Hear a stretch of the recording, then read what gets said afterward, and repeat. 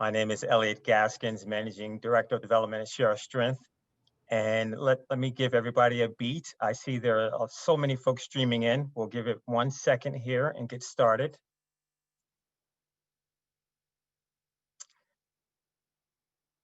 So again, I am Elliott Gaskins, and on behalf of Billy and Debbie Shore, the co-founders of Share Our Strength, Tom Nelson, our president and CEO, and all of my wonderful colleagues, we are very proud to welcome you to our Conversation on Food Justice series, our collaboration with Food and Society and the Aspen Institute.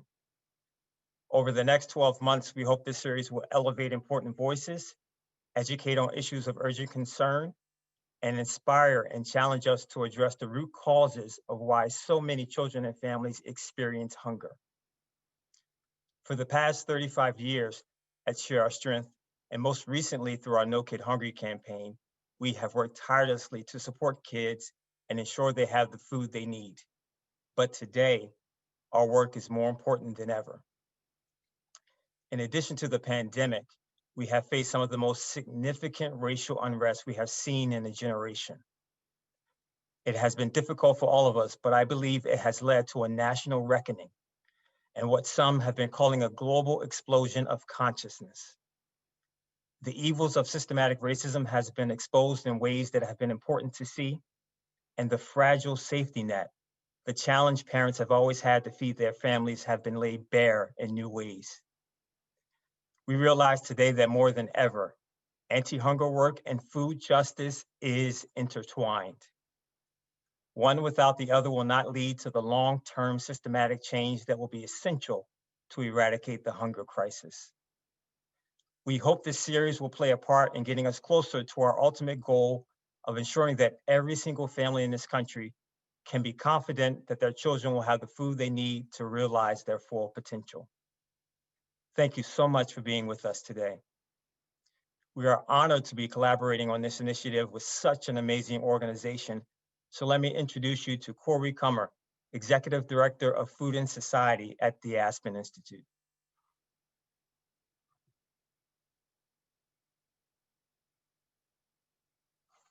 Thank you, Elliott. Welcome to the exciting launch of our Conversations on Food Justice. I'm Corby Kummer, Executive Director of Food and Society Program at the Aspen Institute, which brings together public health leaders, researchers, farmers, chefs, and food artisans to find practical solutions to food system challenges and inequities. Our goal is to help people of all income levels eat better and more healthful diets and enjoy them bite by bite. If the past few months have taught us anything, it's that racial equity and food justice aren't a lens we need to look through. They must be integral, work that comes naturally in everything we do. Our largest initiative is extending research into the food as medicine movement across the country. And Food and Society has released our Safety First guidelines for restaurant workers and now diners, work where we put the health of restaurant workers first. You'll find links to all those initiatives on our website. We couldn't be more excited to have the chance to partner with Share Our Strength, whose No Kid Hungry and work of all kinds have always been one of our guiding models since we began our program. This felt like a once-in-a-lifetime opportunity, and our weekly meetings to discuss future topics of speakers have become the high point of our week. We couldn't be luckier or more honored to be joined today by three stellar speakers for our inaugural conversation: Ericka Huggins, Devita Davison, and our moderator, Norbert Wilson. Some notes: we'll welcome your questions. Please use the chat button to submit questions anytime as people talk. We'll have backstage moderators keeping track of all of them for the last 10 to 15 minutes of today's 1-hour presentation. We'll also invite you to try out our exciting closed captioning by clicking the CC icon at the bottom right of your screen.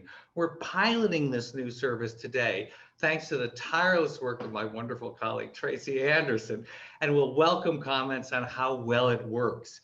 You can look for a quick thank you tomorrow, pointing you to video and audio transcripts from this session, which you should, of course, feel free to share with everyone you know. It's now my real pleasure to introduce Norbert Wilson, my friend and sadly former faculty colleague at the Tufts Friedman School of Nutrition Science and Policy.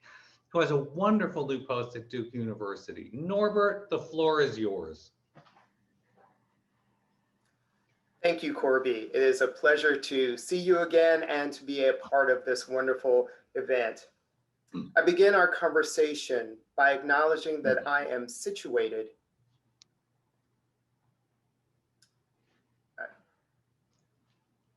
Okay, pardon me. I begin our conversation by acknowledging that I am situated in Durham, North Carolina, on the ancestral lands of the Shakura, Eno, and Catawba people. I also recognize that I am a descendant of enslaved persons, all of which shape who I am today. I ask you in the audience to take a moment to acknowledge the indigenous people and the folks who brought you to this place where you live and work. Today, we will engage two powerful people of great wisdom and insight.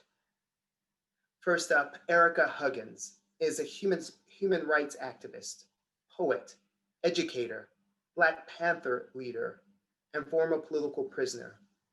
In our earlier conversations, she challenged us to slow down, to pay attention, and to listen. I cannot wait to have her join our panel today.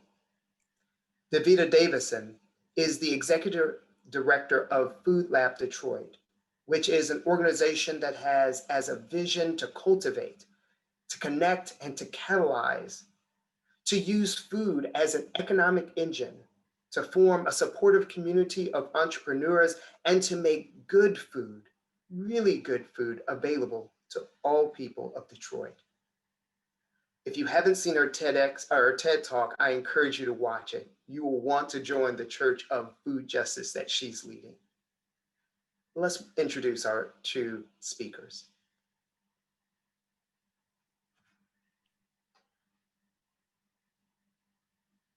Norbert, you want me to start, Norbert?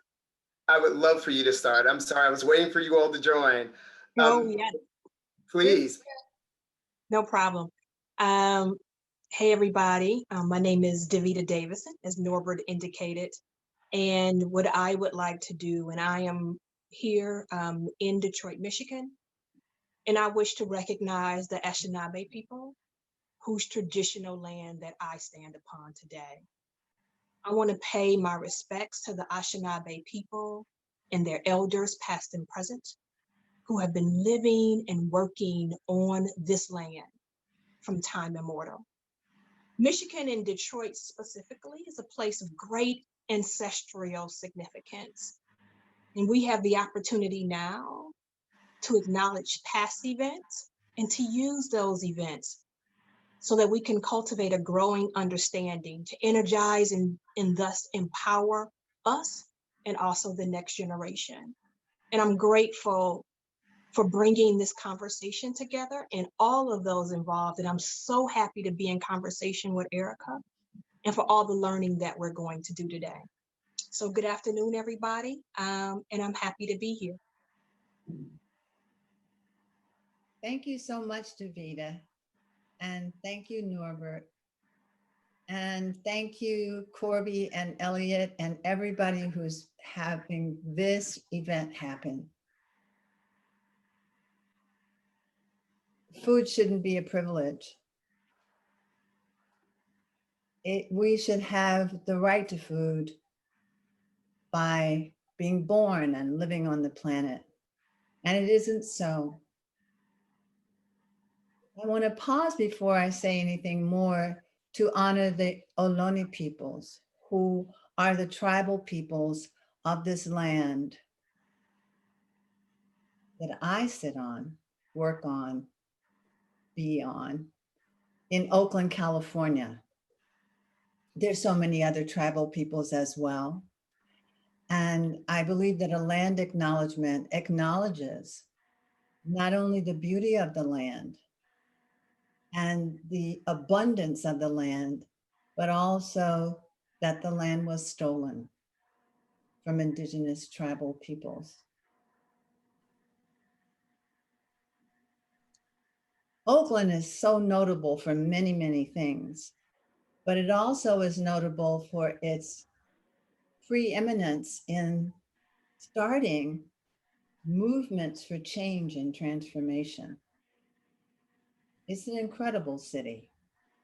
However, where I sit in it, if I look to my left, there is a houseless encampment. If I look in front of me and think about a mile away, there's another one. And if I look to my right and behind me, yet other ones. And the people there are starving. But with the help of organizations in community, certainly not entirely the city government, not the federal government, but good-hearted people are making food and delivering it. I love that. That's one of the things I love about Oakland, though it's contested as a good city to live in. I don't want to say more right now. I'd like to turn it back to Norbert so you can begin this great conversation I'm looking forward to with Devita. Same here. Thank you, both Ericka and Davita, for your introductions. Ericka, you challenged me to engage in challenging, brave conversations today, and I'm sure that you all will do that as we invite our audience to also engage in this discussion. We are to talk about the Black Panther Party and its efforts in feeding children and the community, but we're also to think about this in terms of justice today. And in any freedom movement that I'm familiar with, building alliances across racial and ethnic and geographic boundaries has been integral to those freedom movements. How was this done with the Black Panther Party? And how can this approach inform our movements today, movements for justice? Ericka, if you would please start. Thank you. Thank you for such thoughtful questions. You asked a number of questions there.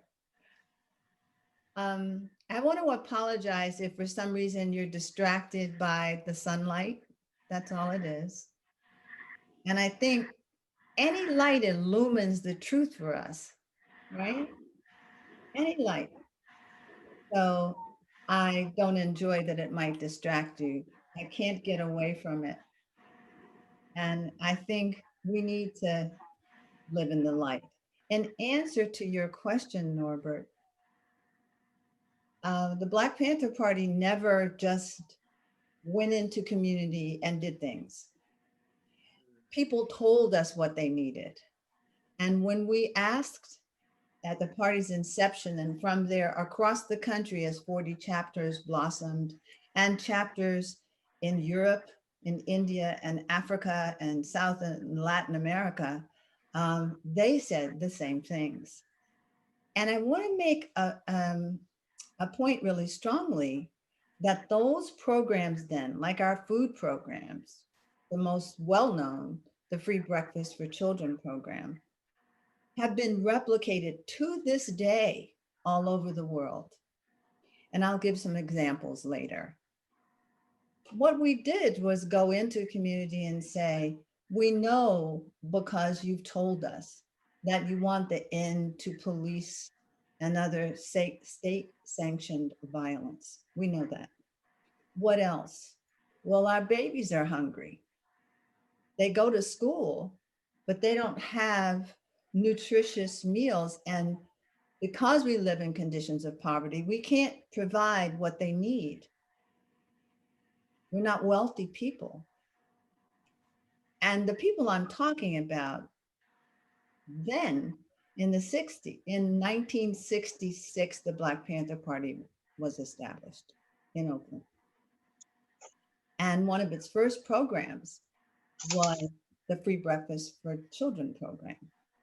So the children could eat before they went to school, because there's a connection we all know about about clarity and retention of knowledge when you are studying, when you're learning, when you're reading. And nutrition is crucial.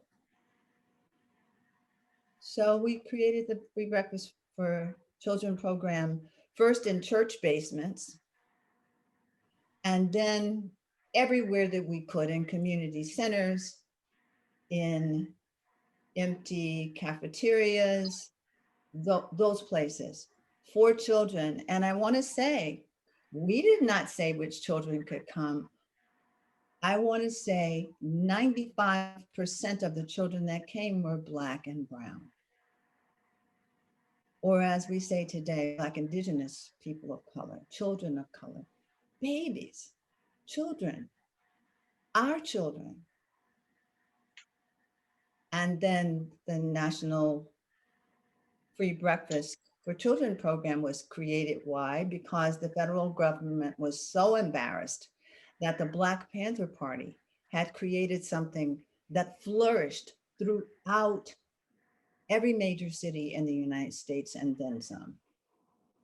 And we intended it with everything that we did, that every, as we called them, community survival program, every one of those 65 programs.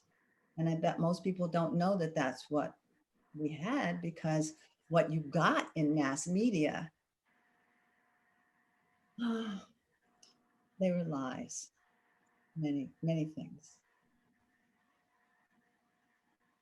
So those programs flourished because children were able to eat nutritious food. So I'll stop there. I hope that begins answering your questions. And I know Devita can talk about even more directly how the systems of inequity have not changed. Otherwise, there wouldn't be Food Lab Detroit, right? Absolutely. Absolutely.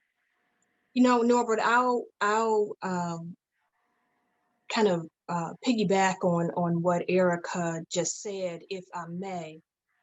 But Ericka, would you be so gracious enough to allow me to take it back even before 1966, when Absolutely. the Black Panther started the free breakfast program? And we didn't come out of thin air.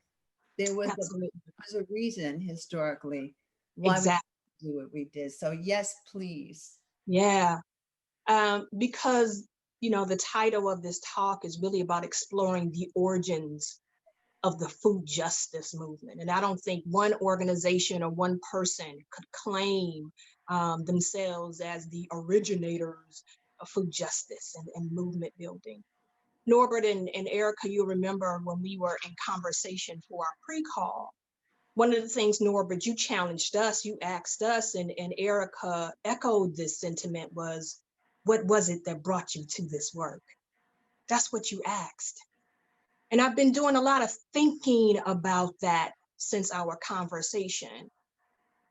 And I say that because for me, and I challenge those individuals who are listening to this conversation right now, but for me, it's important to recognize that memory. Memory is a part of history, even if it's not codified in a book or in the archive, but memory and your personal history becomes a way in which you navigate the world and gives you a sense of possibility and a sense of responsibility. And it is that connection to memory that brings me to this work. And it's not my memory. It's my parents' memory. It's the memory that my ancestors have shared with me. It's the stories that they have told me that bring me to this work. And so, Norbert, you identified yourself as a descendant of the enslaved. I too am a descendant of the enslaved. I too am a descendant of sharecroppers and farmers. I too understand that my family migrated from the rural South to the North. And I identify also as a first-generation Detroiter. This is all relevant of what brings me to this work. And I'm a first-generation Detroiter because, again, my mother and father fled the Jim Crow South, fleeing racial terror, fleeing state-sanctioned violence, as Ericka lifted up, fleeing what we call de jure segregation and racial terror of Jim Crow. And the reason why I wanted to provide that context about my personal history and the things that I remember is because it's no coincidence that my mother left the South in 1962. I'm gonna pause right there. I know Ericka likes for us to take breaths and to pause and sit with things. So 1962. It's no coincidence that that's when she left the South, because our history tells us, and my ancestors told me about what was called the Greenwood Food Blockade that happened in 1962. And it's important that I lift that up, that bit of history up in this moment, as we are in election season at this moment, because reprisals have always been aimed at Black folks, trying to repress our ability to cast a vote. And the Greenwood Food Blockade in 1962 was an effort for Black folks to not vote in Mississippi and also in Alabama, right? So in the winter of 1962 and 1963 in Mississippi, the Board of Supervisors voted to cut something that was called the Federal Surplus Committee's Commodities Program. And that program is what helped to feed my grandfather, my grandmother, my mother, aunts, and uncles, because they were sharecroppers and farmers. And during the winter months, it was really hard for them to farm. And so what happened is that program provided my parents and my grandparents and my great-grandparents and 90% of Black folks in the South in the winter months, provide them with things like meal and flour and powdered milk. It held them over during the winter months until they were able to farm again. And they killed that program because they were trying to repress Black folks the right to vote. Because we were trying to vote, they were like, no, what we're going to do is we're not going to feed you. And my mother tells me it was for the first time that Black folks then in the South saw this clear connection between political participation and putting food on their table. But you think that that would stop Black folks in their ability to vote. You would think, wow, they're hungry, they can't eat, they're poor. Where are they going to get food from?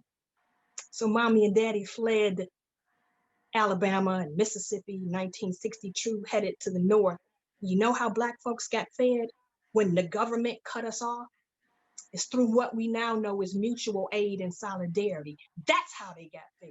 Because SNCC, and we heard about SNCC because, that was John Lewis's organization, and he charged us to get into trouble, good trouble. And John Lewis has been getting into good trouble for a long time. But it was SNCC field organizers in their northern network that not only continued voter education, but it was the folks up in the North who sent food back down to the South to feed our people. So this feeding each other, taking care of one another, this ain't anything new. It was Fannie Lou Hamer who famously said, when you got 400 quarts of greens and gumbo soup canned for the winter, nobody can push you around and tell you what to do. The lesson here is that we can't free ourselves until we feed ourselves. That's the lesson. And so that memory of mommy and daddy leaving the South, coming to North, not only for a better opportunity for their unborn children, myself and my brother, but also to be a part of that connection that was also sending food back down home. My God. And then I think lastly, the memory of what brings me to this work around food justice has to be back in 1975 when I was at that time 6 years old. My brother was just born in 1975, but I was 6, and Mayor Coleman Alexander Young, the first African-American mayor who was elected the mayor of the city of Detroit, he started something that was called the Farm-A-Lot program. Mayor Young had a vision. He had a vision that if we could take 3,000 empty lots that were described as eyesores, and we can turn them into green gardens. Now, Mayor Young was a Tennessee boy. He was born and raised in Tennessee, and he was he was a pilot. What was that organ? Oh my God, I can't believe I can't remember the Tuskegee Airmen. And so he was from the South. And so he knew that during the Great Migration, millions of Black folks were migrating from the North, from the South to the North. And so he started the Farm-A-Lot program because he thought it was important that Black folks in Detroit had the ability to own a plot of land and to grow their food. And I think the lesson learned from the Farm-A-Lot program, it established a legacy of helping communities to help themselves. And so it's from that kind of historical context that I do my work here in Detroit. Thank you, Devita, for that wonderful history. And it's one that is not well communicated or shared. And I really do appreciate that. I do want to go back to Ericka to think a little bit more about the Black Panther Party's work with children and feeding kids. You told us about listening to the needs of the community and saying that families were saying our kids need breakfast, our kids need food. How did you get this going? What were the steps? What was a normal breakfast like for the kids in the community? Well, it depends on where we got the donated food from, because Black Panther Party members didn't take a salary. That was unheard of. We came right from the communities we were serving. I came from Southeast Washington, D.C. However, a lot of people came from North Richmond, which is kind of like Southeast, or Hunters Point, Bayview, which is kind of like North Richmond.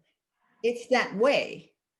All of the places where people are forced to live due to all kinds of systemic reasons, including redlining and covenants, not to mention financial poverty. We recognized that there was some particular way in which people were forced to live.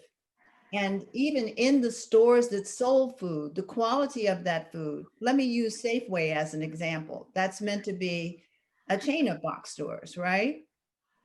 But in some communities, the quality of the meat and the vegetables was very poor. How do I know this? Because we went and we looked. So we decided, well, let's ask the parents what they think their children should have. A little bit of protein, something to drink, something warm, something that will carry them until lunchtime, because in some schools at that time there was lunch. But in many schools, still in the 60s, children walked home if they could for lunch. And if they couldn't, they were hungry for the rest of the day. So that isn't what we wanted. So we also, from the free breakfast program for children, we had food programs all over the country where we gave bags of groceries away. And I want to let you know, because history informs us. The present is telling us what is our next step. And there are young people, and let me just say how much I appreciate young people every day. I say this every time I can. When I wake up in the morning and look at the day, no matter what day it is, I am grateful that there are young people with open hearts and inquisitive, curious, and brilliant minds who are willing to do good for the benefit of all. So I want to share with you the People's Kitchen Collective in Oakland. And I wanted to read this to you, but I don't want to take extra time away from our conversation. I'll just tell you that they patterned themselves after the food programs of the Black Panther Party. They're young Black and brown women. And they just decided, we're going to do some Zoom cook-alongs now. And we're going to create food that is nutritious and healthy, and, as Corby said, medicine for people.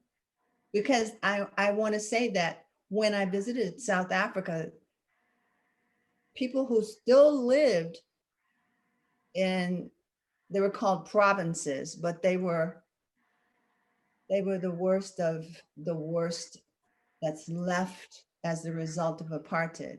In every little village that I went into, people were growing herbs and food in their tiny spaces around corrugated tin houses. It was so touching. So back to the People's Kitchen Collective. These women wrote a letter thanking all of us who support them, because they were able to, in the last month, give out 400 bags of groceries. I know how difficult that is, because the Black Panther Party at one point in the 70s gave out 10,000 bags of groceries, and it took us months to plan it.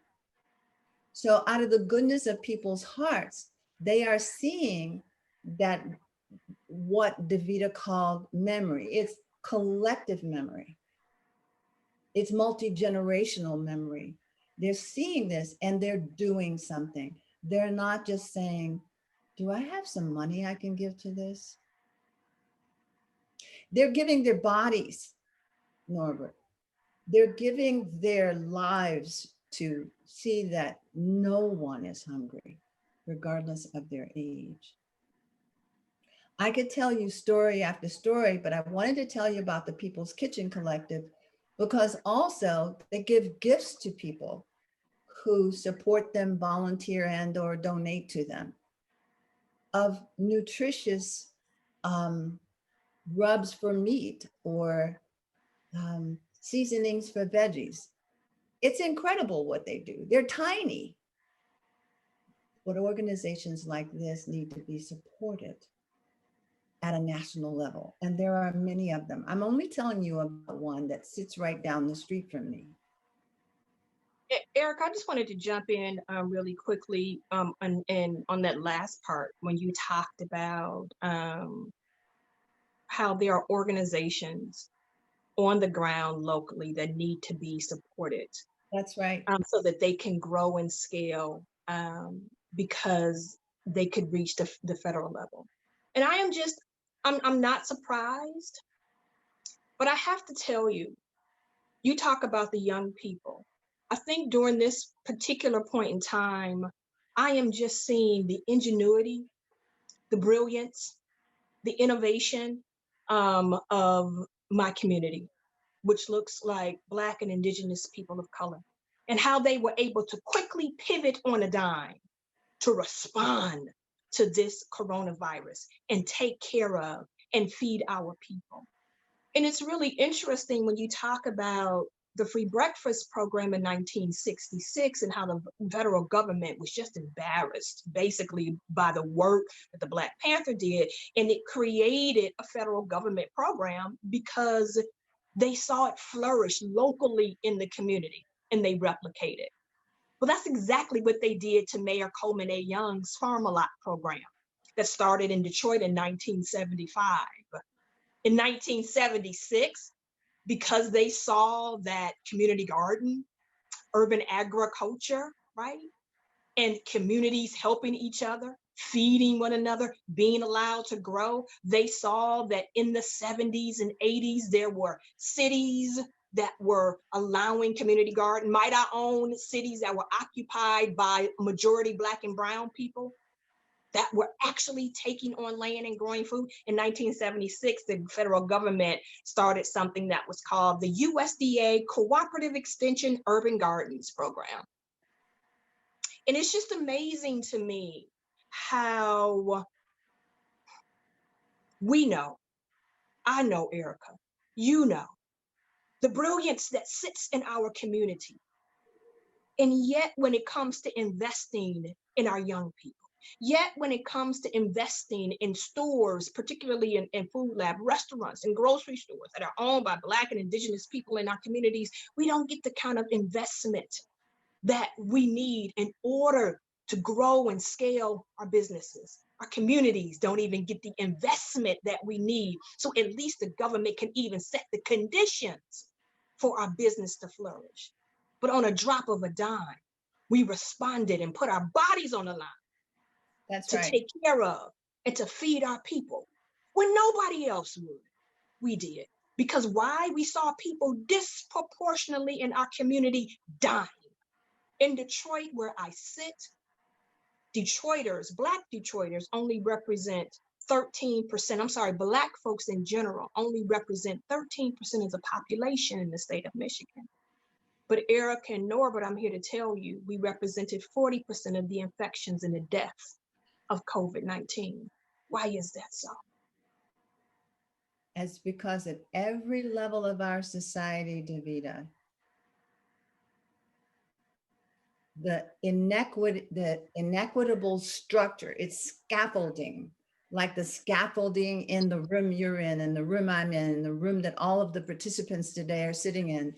There's something wrong in the scaffolding in the wall of our house that we call the United States. And to sit by and not know how history impacts what hangs on that scaffolding, these systems that keep poverty in place. This is not a poor country, financially poor country. We can make excuses if we would like, but if we just look at history, it's not poor. It is possible to shift, but the systems not only are intentionally stratified in a caste kind of human divisions way, but also there are people who this does not touch, who cannot feel what the babies feel when they're hungry and there's no food. I don't know that I have to feel how someone feels when they are harmed. Maybe it's the way that I was raised, so that the familiarity with harm allows me to have empathy.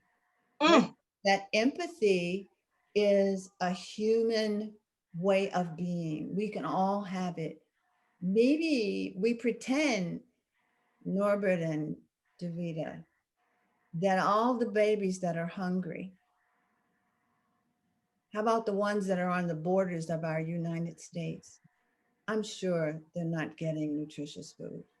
That's right. That's right. And you know, Ericka, you just brought up something that was so, Norbert, I'm gonna let you get another question there, but I gotta piggyback on what Ericka just said, because this is so important.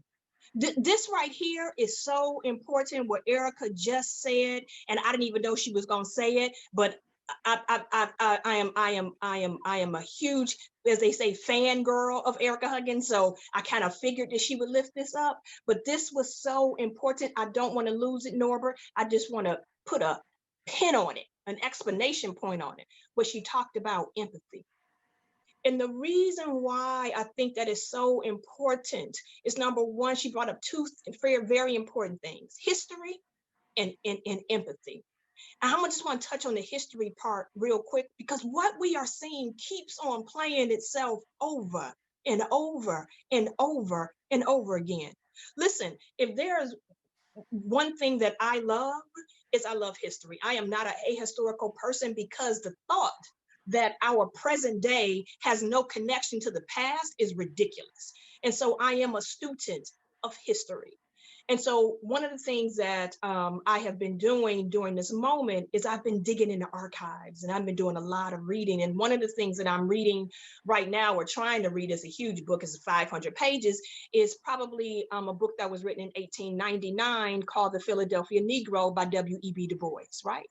And so the Philadelphia Negro, written by W.E.B. Du Bois, he talks about the health trends, right?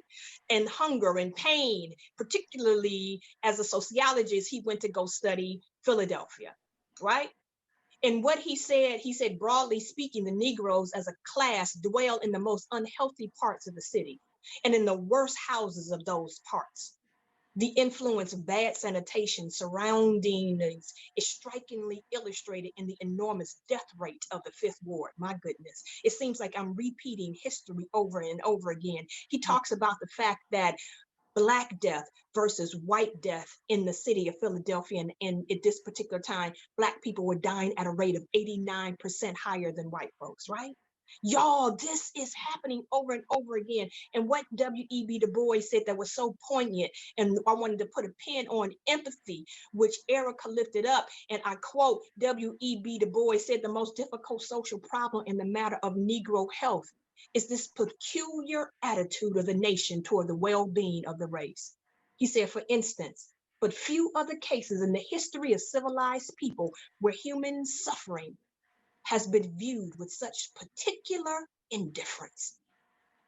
What he's talking about then, and what Ericka is talking about now, is an empathy gap.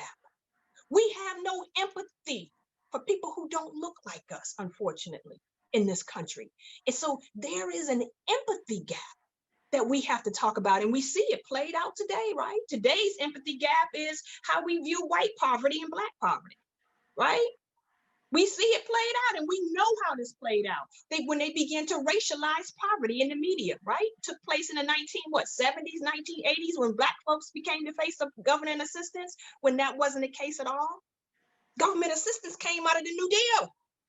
That was aimed toward white people, not Black people.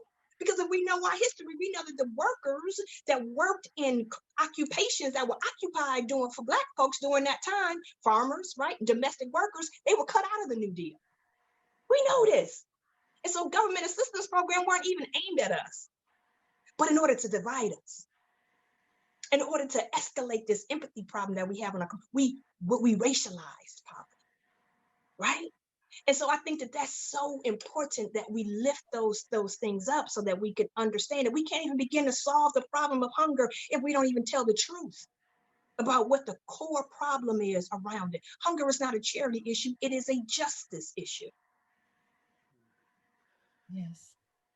We are moving into our question and answer session. I do appreciate the thoughts that you have brought forward, and I do want to think about this idea of justice as we wait for questions to start coming in. I would love to hear your thoughts on what exactly are we talking about when we talk about food justice.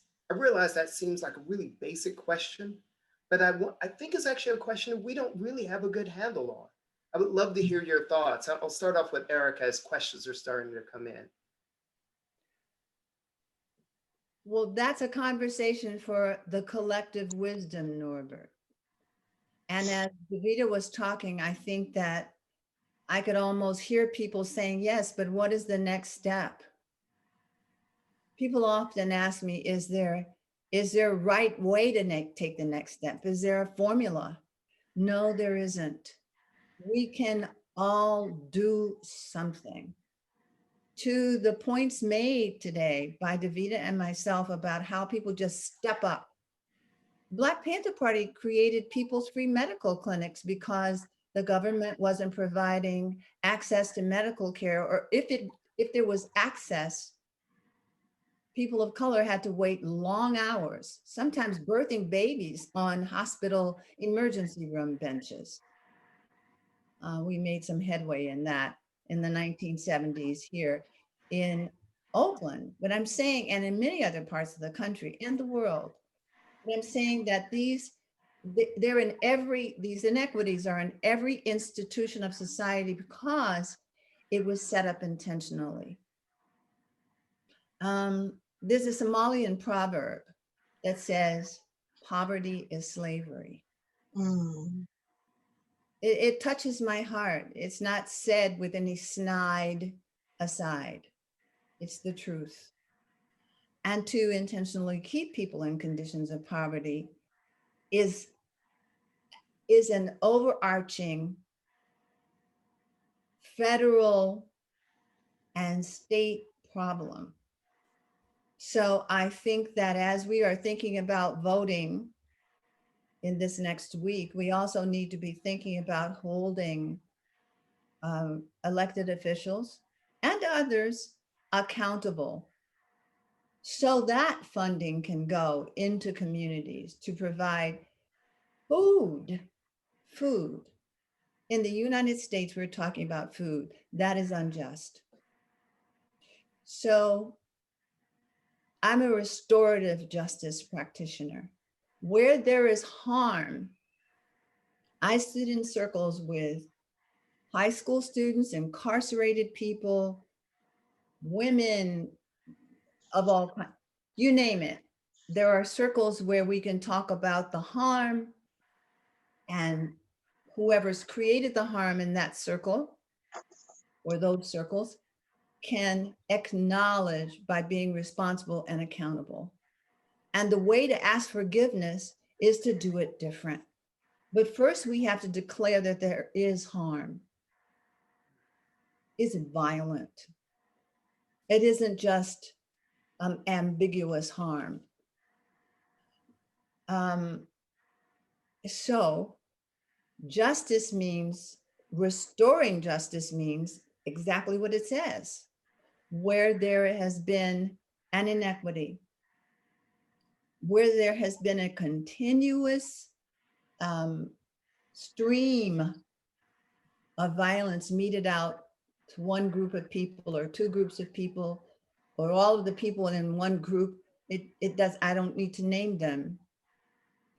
We need to really think about what we can do together and individually to shift it.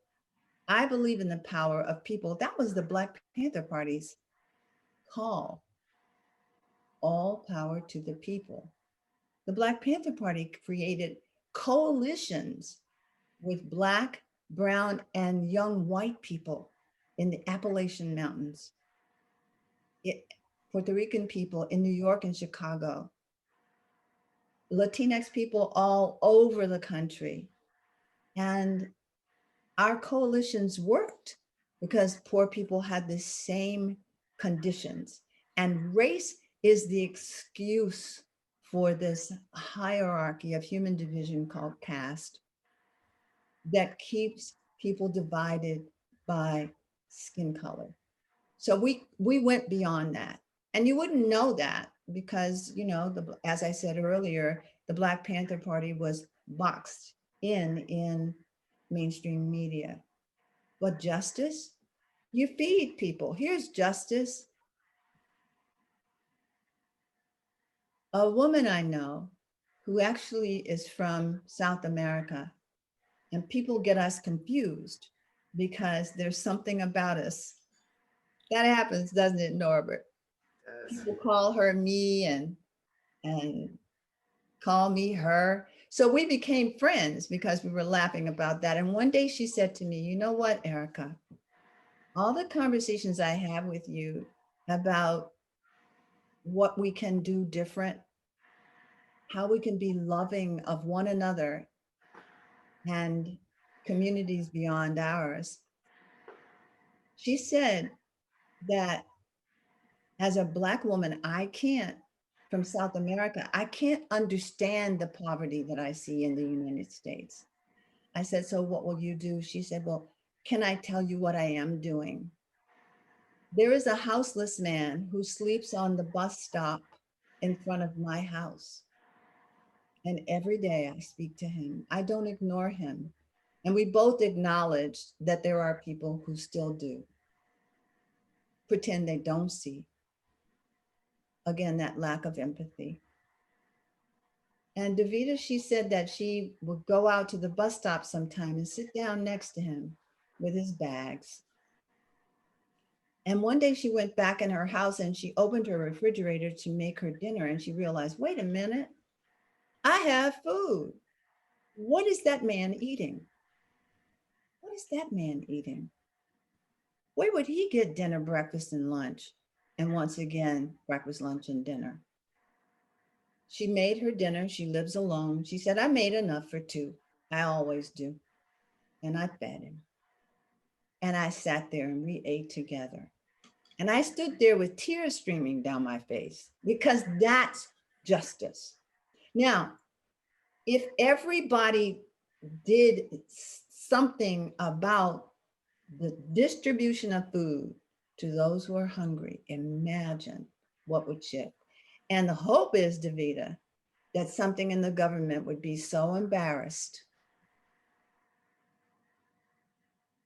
that things would shift. And it takes a long time for things to shift, a long time, sometimes 50 years, sometimes more. However, that woman stays in my mind for the empathy and the compassion. She didn't have pity for him. He was another human being like herself. So we meet injustice with justice. And it's not instead of doing things external to us. It's in addition to doing the work inside our hearts so that we don't make differences between us because we cannot see other people in our communities. We can think about what all of this means. I wish I had time to say more, but I know that we would love to have questions. Yeah. We do, and I have a question here, and I'll open this up. We're in our last few minutes, so I'll raise this question that came in. The person writes, I am a new Black, I assume, executive director of a historically white-led food access organization. And the person continues to say, I want to incorporate anti-racist practices into our work. What resources do you suggest we look at as we move on to this journey? Well, first I would say, since that's the work I do now, Devita, I know I said that in our meeting, but I facilitate conversations about bringing organizations from the place that they're in to become equitable at every tier, every level of their work. And one of the terms used to describe that process is becoming an anti-racist organization. And so I could mention that World Trust Educational Services does that with huge organizations and with small organizations or budding organizations to make sure that we're on the same page about the harm that minoritizing and racializing people does. It's violence. And when we are upset, we get called violent, right? But that is violence, to turn aside from the harm that happens every day and every moment of the day. So I think that starting with some learning in workshops or trainings, whatever the organization wants, is key. Whether it's with World Trust or another organization, not important, but it is important work to do because people think that, for instance, because slavery ended on paper, why does this conversation keep coming up?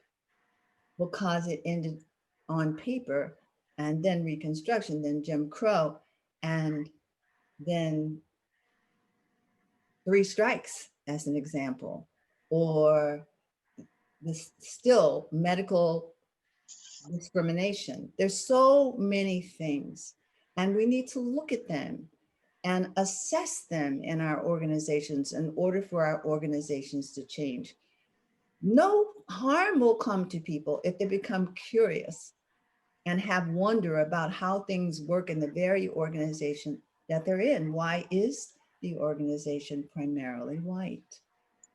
What's the origin story of the organization? What's its history? Why? What do you imagine as ways to change? So that's all I can say at this point. It's a big process, and it's a healthy one. There is so much unhealthiness in the way that we think about one another. Thank you. Devita, would you like to comment on this? And I should say we're in our last couple of minutes, so would love to hear your thoughts if you would like to share. No, Ericka is an expert in that particular ring. That's, as she said, that's what she does. I would love to, if we could squeeze in possibly another question. I know we only have like maybe 2 minutes left, so I want to honor the folks who took time out to be with us, and so try to squeeze in as many questions as we possibly can. I will. And so one of the questions that has come up is, if people are listening and seeing the positive approach. I mean, it's a tough world out there, and we're seeing some things that are unpleasant. How do you stay positive, and how do you turn that energy into action?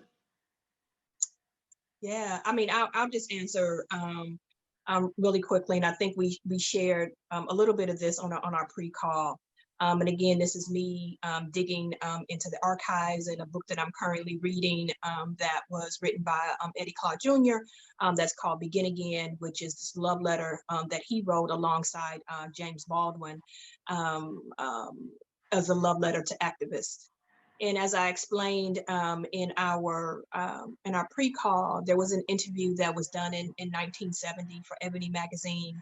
And it was 1970, it was really important. And the interviewer asked James Baldwin after, of course, King had already been assassinated, and James Baldwin, of course, had attempted suicide. And the interviewer just asked Mr. Baldwin, he says, "What is it about hope?" He asked him, "What then about hope?" And James Baldwin simply answered, and this is what keeps me positive, Norbert, really quickly, is James Baldwin said something. He said, "Hope is something that you have to find every day." And so, Norbert, it is that hope in the everyday that keeps me positive. I mean, I think that there are many things that are solutions to our food justice problem, whether it be the decentralization of the food economy that I'm seeing right now. Entrepreneurs, farmers being able to turn on the drop of a dime, that keeps me hopeful. Land distribution is happening, right? When I see the Detroit Black Farmers Freedom Fund and reallocating the $65,000 that they raised, and they're giving that money to Black Detroiters so they can buy their land, that keeps me hopeful. Like the conversation and conscious awareness around setting the conditions so that we can have an honest conversation around reparations, that keeps me hopeful. But I think the thing that keeps me hopeful more than anything is this thing that we need is called community joy. Y'all, this is this joy that I feel when I'm at home now cooking with my family. That keeps me hopeful. This reconnection to food in a way that we have never had before. We've had to slow down. We've had to stop. We've had to pause. We had to reconnect with our food ways, gardening together. And I hope this does not become a trend. I want this to become something that we keep going. Joy brings me hope. Joy. And I know hope is a luxury, right? That many of us can't afford. But I want us to be able to have conversations like this, Norbert and Ericka, and I see Elliott is now on the screen, so that we can dream far beyond our limitations of our conditions and to find hope and to find joy. Well, thank you so much, Devita. I find joy in those comments. And Ericka, thank you for your comments. We are at the end of our time. I want to thank all of the people who have organized this, folks from the Aspen Institute, Food and Society, Corby Kummer, and Tracy Anderson. And I would like to now turn it over to our guest, our host rather, Elliott Gaskins from Share Our Strength. Thank you both. Thank you. As we conclude, I want to say, Norbert, Devita, Ericka, thank you so much. I think I speak for many in saying we are moved, we are inspired, and I hope many of us are invigorated. The only disappointment I have is that we don't have another hour to continue this conversation. And also for all the people still on, we look forward to continuing this journey of learning with all of you. Look out for an invitation for the second session of this series, which will take place in December, and please tell others. Also, look out for our summary to action report, where we'll share many of the links, resources, and incredible wisdom that you heard today. As we conclude, I'll leave you with two brief things. Number one, vote. If you have not done so already, I hope you have a plan. Please vote. And finally, I will say, and this speaks to the questions that Ericka brought up about how we all can do something. I'll leave you with a question to reflect on that was posed by Dr. Martin Luther King Jr. Life's most persistent and urgent question is, what are you doing for others? Thanks so much for joining us, and we look forward to continuing this conversation. Take care, everybody.